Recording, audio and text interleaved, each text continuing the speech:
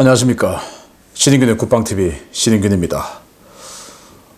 정말 무력감에 빠져 있습니다. 온몸에 힘이 다 빠지고 사지에 이렇게 힘이 들어가지 않을 수가 없습니다. 여러분들도 저와 마찬가지의 심정이실 겁니다. 정말 충격적이고 감히 상상도 해보지 못한 이런 결과가 나왔습니다.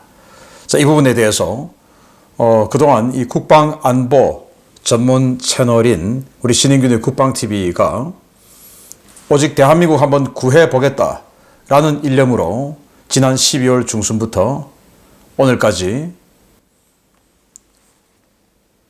정치 관련한 뉴스를 진행해 왔습니다.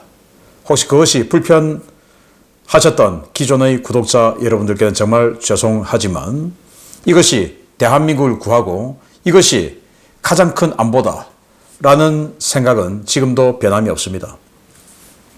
자, 그리고 제 채널을 구독하시는 많은 분들은 저와 거의 똑같은 심정이실 것이라고 생각을 합니다. 지금까지 제가 이 넉 달 가까이 이 탄핵 관련한 이 계엄 관련한 방송을 해왔음에도 불구하고 지금까지 제 채널을 구독하고 계신 분들은 저와 같은 마음이시기 때문에 이 채널을 구독을 유지하고 있는 것이다 라고 생각을 합니다. 탄핵 인용 파면이 되고 나니까 제 채널의 구독자가 지금 수천 명 빠져나갔습니다. 그 중에 일부는 무력감에 빠져서 이제 유튜브 더 이상 안 볼란다 이런 마음을 가지고 나가신 분도 계실 거고, 그 중에 또 상당수는 민주당, 좌파 또는 중국에서 우리 국내 여론을 조작하기 위한 이 하이브리드 전사들이 자 이제 할 일 다 했다 하고 구독을 취소하고 나간 경우도 있을 것이라고 생각합니다. 지금 이 순간에도 계속 구독자가 빠져나가고 있습니다. 뭐 상관없습니다. 관계없습니다. 자, 저는 이 오늘의 헌법재판소를 보면서 정말 이 좌파들의 교활함 그리고 그 강력함을 다시 한번 느꼈습니다. 20살 때부터 오직 경제활동하지 않고 오직 싸우기만 하고 모략, 작전 이런 것들만 해왔던 그 어마어마한 기표의 내공이 국민의힘을 비롯한 이 우파 정치인 그리고 우파 시민들의 그냥 애국심만 남아있는 이런 우파들의 조직화되지 못한 애국심은 그들의 그 정말 교활한 이 조직력 앞에는 무력하구나 라는 것을 느꼈습니다. 자, 누가 봐도 6명의 탄핵 인용을 못 맞췄으니까 이렇게 지금 길게 끌고 가는 거 아니냐 라는 생각을 들게끔 했습니다. 저도 여러분도 마찬가지로 다 그렇게 생각을 했죠. 그리고 또 며칠 전부터는 유혈 사태를 언급하기 시작했습니다. 제주 4.3보다 더한 유혈 사태를 또 언급하기 시작했습니다. 그러면서 국민의힘은 이제 탄핵이 기각될 것으로 확신하고 저렇게 헌법재판소의 결정에 승복하겠다라는 승복선을 하는데 저 이재명 비롯한 민주당은 저렇게 유혈사태 운운, 총력투쟁 운운, 민노총은 총파업 운운 하는 거 보니까 쟤들은 정보를 지금 탄핵 기각으로 잡고 있구나 라고 착각하게끔 만들었습니다. 그렇게 해서 우리 우파들의 기분을 점점 더 고조시켰습니다. 더욱더 높은 곳으로 기분을 고조시켰습니다. 그리고 오늘 11시 20분에 우리 기분을 그냥 추락을 시켜버렸습니다. 높은 곳에서 떨어질수록 더욱더 고통은 크겠죠. 상처는 크겠죠. 그게 지금 오늘 몇 시간 동안 저와 여러분들이 느끼고 있는 이 무력함입니다. 이렇게 우리 우파들을 무력감에 빠지게 만들어서 조기 대선 레이스에 들어가지 못하도록 하면 뭐하냐 이런 식으로 만들어버리는 이 고도의 작전에 우리들은 놀아난 것 같습니다. 그리고 선고 결정문에 파면 사유가 파면을 하지 않음으로써 얻는 이익보다 파면을 함으로써 얻는 이익이 더 크다. 즉 사회 혼란을 방지할 수 있다 이거죠. 그 명분을 만들기 위해서 이재명을 비롯한 민주당은 유혈 사태, 총력 투쟁, 반발, 불복 이런 것들을 수일 전부터 외쳐왔습니다. 저는 그렇게 봅니다. 그래서 헌법재판관들과 이재명의 민주당과 짜고 이미 며칠 전부터 문영배가 4월 4일 선언한 그 시점 이전부터 이런 로드맵을 짜고 진행해 왔는데 저를 비롯한 여러분 그리고 우파 정치인들 모두 정말 어릿광대처럼 광대 노름을 했던 것입니다. 정말 안타깝고 부끄럽기 그지없습니다. 제가 12월 중순부터 이 탄핵, 계엄 관련 방송을 하면서 여러분들께 제대로 된 정보를 드리기 위해서 나름대로 우리 연구원들과 전 세계 모든 언론들, 정보들, SNS들을 검색하면서 여러분들께 정보를 드리도록 노력해 왔었습니다. 그런 와중에 제가 여러분들께 헛된 희망을 드리고 그래서 여러분들께 상처를 더 크게 만들었다면 그 부분에 대해서는 사과의 말씀드립니다. 그러나 그것이 조회수를 올리려고 구독자를 늘리려고 그런 방송을 했던 것은 결코 아니다 라는 말씀을 제 명예를 걸고 드립니다. 오직 애국심과 제 눈에는 그렇게 보였고 또 우리 연구원들의 분석은 그렇게 판단되었다 라는 것들만 여러분들께 말씀드렸다는 것을 다시 한번 말씀드립니다.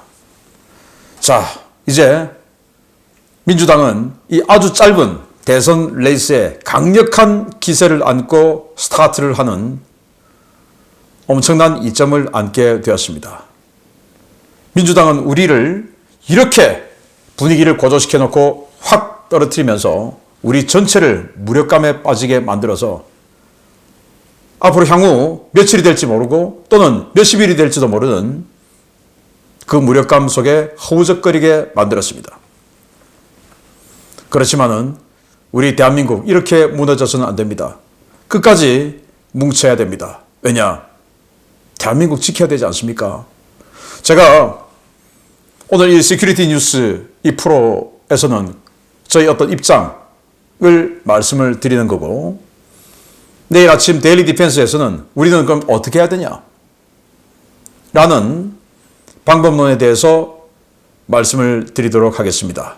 그리고 일요일 방송되는 심층 분석에서는 이재명이 집권했을 때 대한민국에 벌어지는 경제 그리고 안보 문제를 중점적으로 다루어 드리도록 하겠습니다. 정말 대한민국은 백척간두의 유사일의 최대 위기에 봉착했습니다. 이를 막기 위해서는 우리는 뭉쳐야 합니다. 물론 이 방법론에 있어서는 이견이 있을 수 있습니다. 끝까지 불복투쟁을 하면서 국민 저항권, 거리로 나가서 폭력투쟁을 주장하시는 분들도 계십니다.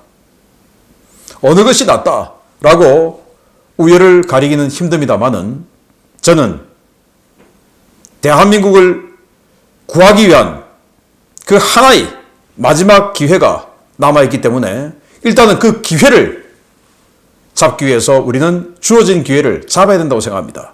그게 바로 대선입니다.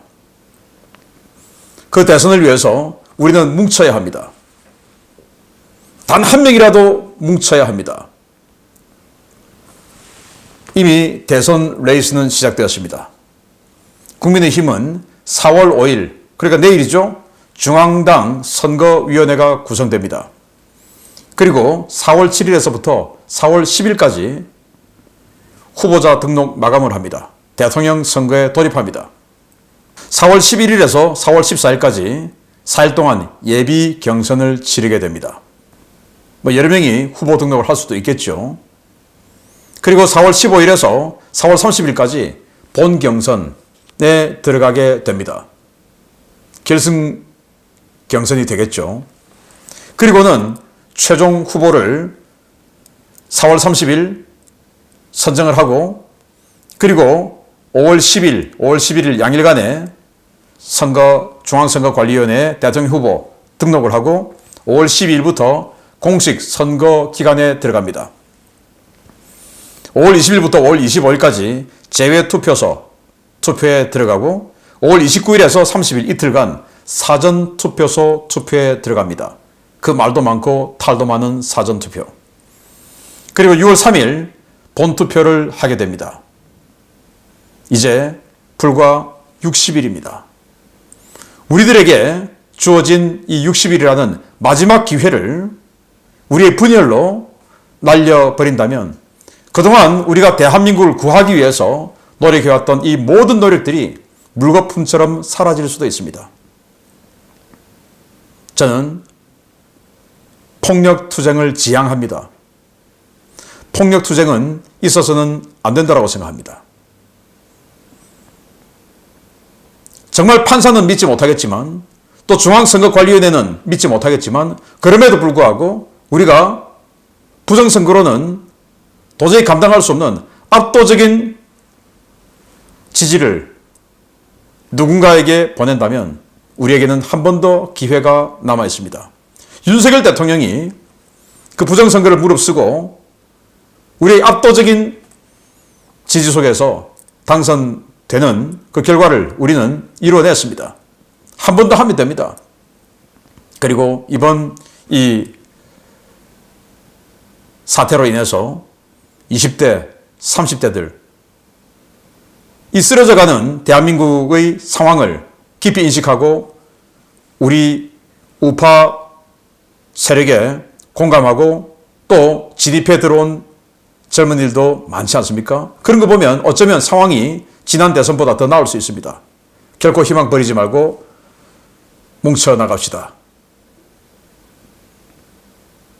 정말 마지막 기회라고 생각합니다. 제가 몇 시간 동안 아주 무력함에 빠져서 아무것도 할 수 없는 이런 상황에 있었습니다만은 그래서 오늘 우리 직원들에게 오늘은 방송하지 말자. 제가 오늘 출근할 때는 빨간색 넥타이를 메고 출근했습니다. 그런데 검은색 넥타이로 바꿔 달았습니다. 오늘 하루 대한민국은 죽었다. 라는 겁니다. 여러분들 끝까지 뭉칩시다. 데일리 디펜스를 통해서 어떻게 뭉쳐야 하고 또 이를 심층 분석을 통해서 우리 안보에 어떤 데미지가 올 거냐, 우리 경제에 어떤 데미지가 올 거냐. 트럼프 대통령이라는 이 굉장히 중요한 상수, 여기에 이재명이라고 하는 어마어마한 변수가 지금 들어가고 있습니다. 이 두